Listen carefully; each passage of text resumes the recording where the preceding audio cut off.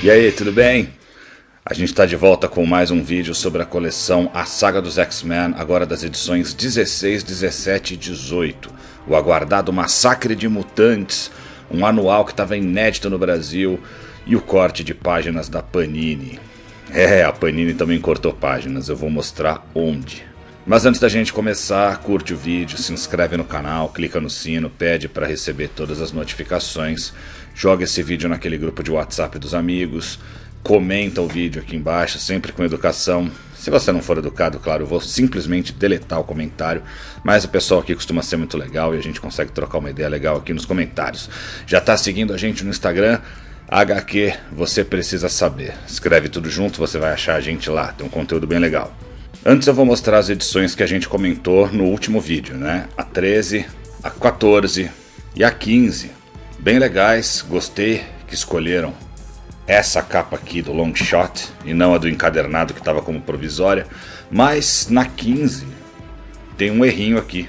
Diz na contracapa que tem uma história do Wolverine contra o Dentes de Sabre, mas não tem não. Acho que mudaram de ideia e trocaram por artes do Arthur Adams, que tem aqui artes do Longshot, dos outros personagens que ele criou.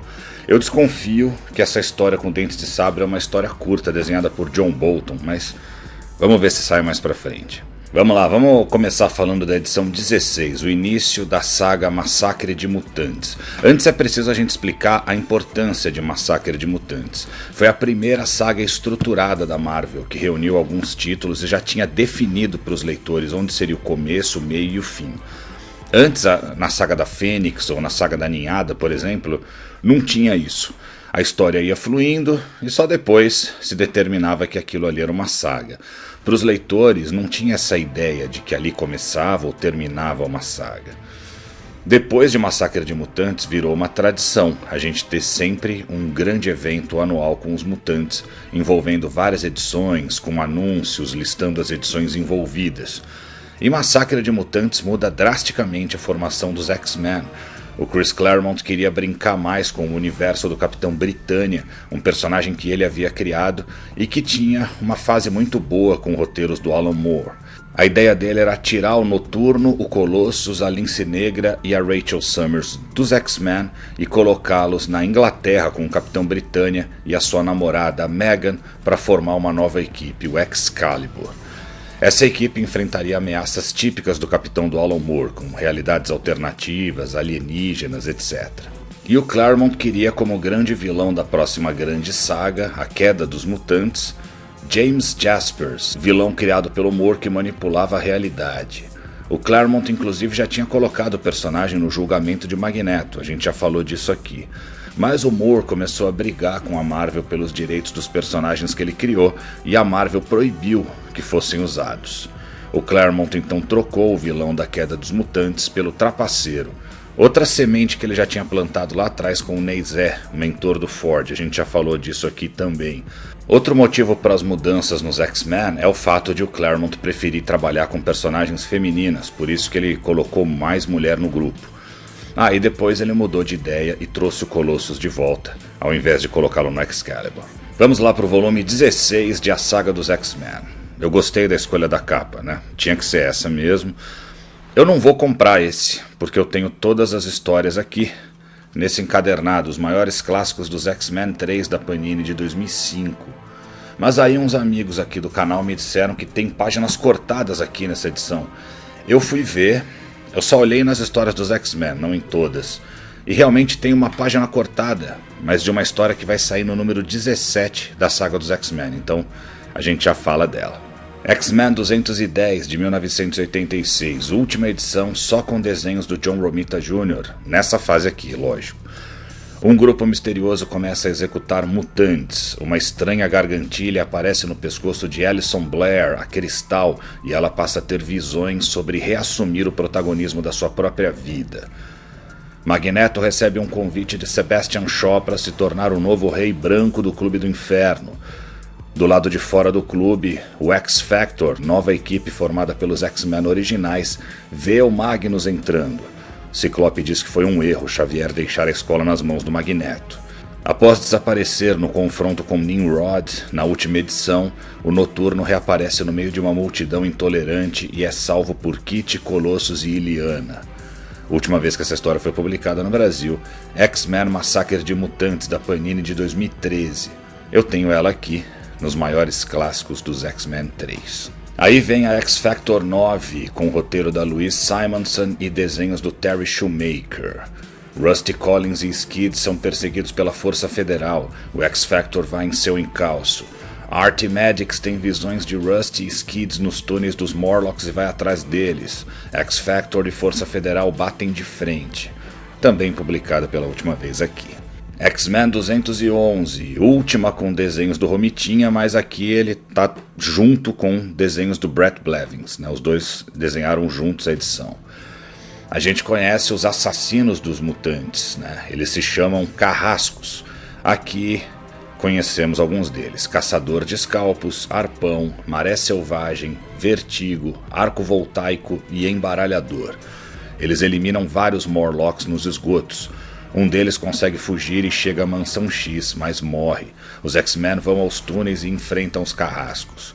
Noturno é atacado por Maré Selvagem e, como já estava fraco, é facilmente atingido e fica mortalmente ferido. Caçador de Escalpos mata a mutante Anali e seus filhos. Kit é atingida por uma lança do Arpão e isso afeta o seu corpo, deixando ela permanentemente intangível. Em um acesso de fúria, Colossus mata Maré Selvagem. Última vez que tinha saído, aqui. New Mutants 46, com o roteiro do Chris Claremont e desenhos de Jackson Juice. Os novos mutantes veem os X-Men voltando feridos dos túneis dos Morlocks, com Kurt e Kit muito mal. Sean Koyman, a Karma e Illyana Rasputin, a magia, desaparecem. Os outros novos mutantes resolvem ir atrás dela sem avisar o seu novo mentor, Magneto, mas acabam dando de cara com Magus, o pai de Warlock, que quer matá-lo. Tinha saído aqui também. X-Factor 10, com roteiro de Louise Simonson e desenhos de Walt Simonson. Conhecemos outros carrascos: Arrasa Quarteirão, Prisma e Dentes de Sabre, antes um vilão do Punho de Ferro. Apocalipse convoca Podre, uma Morlock, para se tornar Pestilência, um dos seus cavaleiros do Apocalipse. Jean Grey aparentemente mata Prisma. As asas do anjo são esmigalhadas pelo Arrasa Quarteirão e são pregadas em uma parede pelas lanças do Arpão. Tinha saído aqui. Thor 373, com roteiro de Walt Simonson e arte de Sal Buscema. O Thor também participa de Massacre de Mutantes. Ele volta para a Terra, mas estava com seus ossos quebradiços depois de uma maldição lançada pela Hela. Ele encontra o anjo sendo torturado pelos carrascos. Apesar dos ossos fracos, o Thor ainda tem a sua força e o poder de Mjolnir e consegue afastar os vilões. Saiu aqui pela última vez. Agora vamos para o número 17. Estamos usando essa capa aqui como provisória. Acho muito legal. Também tem essa aqui contra o Dentes de Sabre, que eu também acho muito boa, né? As duas eu acho bem legais. Power Pack 27, com o argumento de Louise Simonson e arte de John Bogdanov. Franklin Richards, que estava dormindo na casa dos irmãos Power, do Quarteto Futuro, e que já fazia parte da equipe também, mas o nome aqui no Brasil é Quarteto Futuro, em inglês não tem nada a ver com a quantidade de membros da equipe, né? Teria que mudar o nome da equipe aqui no Brasil. O Franklin projeta no sono uma visão do Sanguessuga segurando o Caliban ferido. Os garotos resolvem investigar e dão de cara com os carrascos. Dentes de Sabre ataca, mas o quarteto e Franklin conseguem derrubar uma parede de tijolos sobre ele. Depois eles encontram Wolverine com a roupa rasgada. Mas na próxima história que a gente vai ver, a roupa dele está inteira, foi um erro de continuidade. Na época, a Abril alterou os desenhos e deixou o Logan com a roupa intacta nessa história. Eu já mostrei isso no vídeo dos meus formatinhos dos X-Men. Os garotos conseguem encontrar o Sanguessuga e o Caliban. Sanguessuga descobre que Anna Lee, sua mãe adotiva, foi assassinada. O X-Factor decide levá-lo para o seu QG. As crianças do Quarteto Futuro conseguem voltar para casa a salvo. Também foi publicada pela última vez aqui, em Massacre de Mutantes. X-Men 212, com desenhos de Rick Leonardi. Tá lá, Wolverine com a roupa inteira atrás do Dente de Sabre. Aqui a gente descobre que os dois tinham um passado de ódio um pelo outro. Os personagens não tinham relação antes. O Colosso se sente mal após o confronto contra os carrascos e fica paralisado, preso dentro do seu corpo blindado.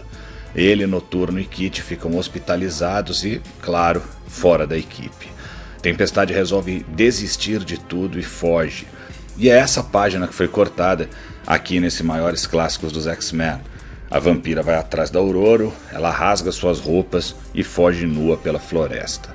Agora, por que a Panini cortou isso? Não é por paginação, esses Maiores Clássicos não tinham um formato rígido. Eu acho que foi por descuido mesmo, mas se alguém souber, me conta aqui nos comentários. Wolverine enfrenta Dentes de Sabre, que tem como refém o curandeiro dos Morlocks, que seria muito útil para os X-Men para tratar os feridos no massacre. Calisto convence Tempestade a voltar e seguir lutando. Logan vence essa batalha e leva o curandeiro consigo. Também tinha saído aqui. Thor 374, por Walt Simonson e Sal Buscema. Thor vem trazendo Anjo e Art para fora dos túneis, mas é atacado de novo pelos carrascos. Arrasa Quarteirão consegue quebrar o braço do Deus do Trovão. O X-Factor chega e leva Art e Warren, além de improvisar um torniquete para o Thor. Por ódio a Hela, Thor incendeia os túneis e crema os corpos dos Morlocks assassinados. Tinha saído aqui também. X-Factor 11, por Louise Walt Simonson. Apocalipse convoca Abraham Quieros, um homem tetraplégico, para ser outro dos seus cavaleiros. Guerra. Após tentarem deter uns Morlocks renegados e revoltados com o que aconteceu com seu povo, Scott e Jean são informados pelo médico que as asas do anjo terão que ser amputadas. Tinha saído aqui. X-Men 213, de 1987, com desenhos de Alan Davis. Os desenhos da mensal dos X-Men vão ficando a cargo de diferentes artistas durante esse e o próximo volume de A Saga dos X-Men, até começar pra valer a fase do Mark Silvestre. O Dentes de Sabre invade a Mansão X, ele derrota a Vampira e persegue Psylocke, até que Wolverine chega e os dois se envolvem em um confronto sangrento. Dentes de Sabre consegue fugir e Psylocke é aceita oficialmente como membro dos X-Men. Aqui acaba oficialmente o Massacre de Mutantes e, portanto, essa é a última história que tinha saído pela última vez aqui no Brasil, no encadernado Massacre de Mutantes. Mas no volume 17 de A Saga dos X-Men tem mais uma história, a X-Men 214, com desenhos de Barry Windsor Smith. A Cristal está sendo dominada pela gargantilha que usava no pescoço, que na verdade era uma mutante que dominava mentes, chamada Maligna, e também pertencente aos Carrascos. Ela estava como tecladista da banda de Lila Cheney, mas resolve assumir de novo seu estrelato e usa seu poder de transformar som em luz. Isso irrita Lila e as duas brigam. Lila liga para os X-Men e avisa dos problemas com Cristal. Tempestade, Wolverine, Vampira e Psylocke vão até lá, mas são atacados por Cristal, dominada por Maligna. Wolverine e Vampira também são temporariamente possuídos por Maligna. Quando ela tenta possuir Ororo, não tem sucesso e desaparece. Tempestade convida Cristal a se unir aos X-Men e ela aceita. Essa história só tinha saído até hoje em X-Men 34 de abril em 1991. E chegamos à saga dos X-Men 18, uma fase intermediária com vários desenhistas e histórias irregulares, mas essa edição traz um anual dos X-Men que nunca tinha sido publicado no Brasil. Estou mostrando essa capa aqui como provisória, eu acho legal, mas essa aqui com os novos X-Men ficaria legal também. Começamos com a X-Men 215 com desenhos do Alan Davis. Madeline Pryor acorda no hospital e se lembra de ter sido baleada pelo caçador de escalpos, mas não sabe se isso foi um sonho. Colossus, Noturno e Kitty Pryde são levados para a Ilha Muir para serem tratados. Os novos X-Men, Longshot, Psylocke e Cristal vão junto para serem treinados. Vampira vai com eles também. Kurt e Kit depois se uniriam ao Excalibur e ficariam muitos anos fora dos X-Men. Colossus retornaria mais pra frente. Tempestade e Wolverine vão até a casa de Sarah Gray, irmã de Jean, que tinha desaparecido e a casa tinha sido queimada. Wolverine sente o cheiro de Jean, que ele ainda não sabia que estava viva com os X-Factor, e enlouquece, atingindo acidentalmente a Ororo e a deixando inconsciente. Ela acorda em uma masmorra, prisioneira de 3 mutantes idosos, mas ainda nativa. Comando Escarlate, Muralha e Super Sabre em sua primeira aparição. Ela está presa com uma mulher chamada Priscila, uma criminosa. os 3 mutantes liberam Aurora e Priscila na mata e dizem que vão caçá-las até a morte. Eles fazem isso por esporte, perseguem criminosos procurados. A Aurora diz que não é criminosa, mas eles não acreditam. Essa história foi publicada pela última vez em X-Men 35. X-Men 216, com desenhos de Jackson Jules. Tempestade e Priscila fogem dos mutantes da época da Segunda Guerra. Os novos X-Men e os X-Men feridos chegam à Ilha Muir. Priscila atira em um casal a sangue frio e foge em seu veículo. Wolverine, à procura de Tempestade, vê tudo. Priscila é morta por Comando Escarlate, que vai matar Tempestade quando Wolverine chega. Ororo e Comando Escarlate duelam. Ela ganha e obriga os 3 mutantes a se renderem às autoridades. Publicada antes na X-Men 35 também. X-Men 217. Os novos X-Men, Longshot, Cristal e Psylocke, junto da Vampira, são treinados na Ilha Muir por Banshee. Ellison não se dá bem no treino, acha que seu lugar talvez não seja com os X-Men e vai para um pub. Lá ela encontra por acidente Kay Marco, o fanático. Ele é um baita fã da Cristal como cantora, diz que não vai fazer nada com ela. Mas a Ellison acha que ele vai fazer algo ilegal e tenta impedi-lo. Ela usa todo o seu poder tentando detê-lo e acaba desmaiando. O Ken acha que a Cristal morreu. Publicada pela última vez em X-Men 36. X-Men 218, com desenhos de Mark Silvestri. É a primeira história dos X-Men ilustrada pelo Silvestri, mas a fase dele só começa pra valer a partir da saga dos X-Men 19.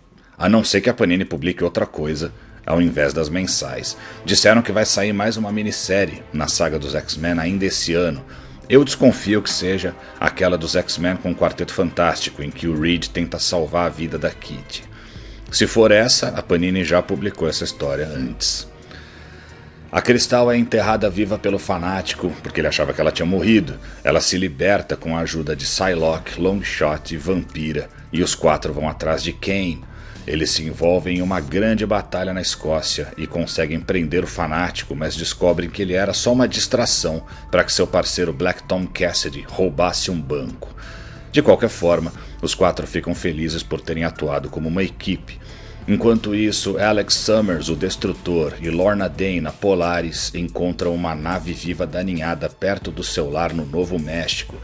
A gente só veria os desdobramentos disso bem mais pra frente, depois da queda dos mutantes. Essa história saiu na X-Men 36 também. X-Men 219, com desenhos de Brett Blevins. Alex acha que tem alguma coisa errada na Mansão X e viaja pra lá. A Lorna fica em casa, mas é atacada pelos carrascos. Alex descobre que X-Men e o Clube do Inferno forjaram uma aliança. Ele fica furioso, sem saber onde está o seu irmão, que estava, lógico, com o X-Factor. Destrutor segue Magneto até os túneis dos Morlocks e ouve a Tempestade propondo que os X-Men forjem sua própria morte para poder atacar os carrascos e outros inimigos de forma imprevisível. Alex acha que os X-Men estão loucos e tenta fugir, mas Tempestade e Magneto convencem a se unir à equipe. Enquanto isso, no Novo México, Lorna é possuída por Maligna e se junta aos carrascos. Essa história tinha sido publicada em X-Men 36 também. E nessa edição também tem a X-Men Annual 11, com desenhos de Alan Davis. Essa história não influía na continuidade do que estava rolando naquela época, por isso a Abril nunca publicou. É a primeira vez que vai sair aqui. Uma criatura chamada Horda surge na mansão e ataca os X-Men, o Capitão Britânia e a Megan, que estavam hospedados lá. O Horda pede a ajuda deles para roubar um cristal em uma cidadela ou ele vai destruir a Terra. Os heróis concordam em ajudar temporariamente. Um a um, os X-Men vão tendo visões de mundos que seriam ideais para cada um deles e sendo sugados para essas realidades ilusórias. A Cristal volta a ser uma estrela, a Megan se casa com Brian, etc. Mas a realidade falsa do Wolverine, em que ele se casa com Mariko Yashida, é afetada por sua natureza violenta e ele consegue se libertar. O Logan derrota o Horda e recebe o poder de um deus, mas percebe que isso é errado e destrói o cristal, fazendo todos voltarem à Terra e à Mansão X. Por enquanto é só. Na próxima edição de A Saga dos X-Men, se tiver edições da mensal, já começa para valer a fase do Mark Silvestre e a série de eventos que vão levar à Queda dos Mutantes, a próxima grande saga. Tudo isso a Panini já republicou, então eu devo dar uma parada de comprar a Saga dos X-Men por um tempo, mas os vídeos aqui não param não, vou continuar fazendo os previews. É isso aí, a Saga dos X-Men 16, 17 e 18 estão à venda na Amazon, tem links aqui na descrição. É só comprar aqui pelo meu link que você ajuda o canal a continuar a produzir conteúdo. Se você curte aqui os nossos vídeos e você costuma comprar suas HQs na Amazon, passa a comprar pelo meu link que você dá um help aqui pra gente. Se quiser qualquer outro número da coleção, qualquer outra HQ, não tem problema. Tem action figure, tem um monte de coisa na Amazon, é só me pedir aqui nos comentários.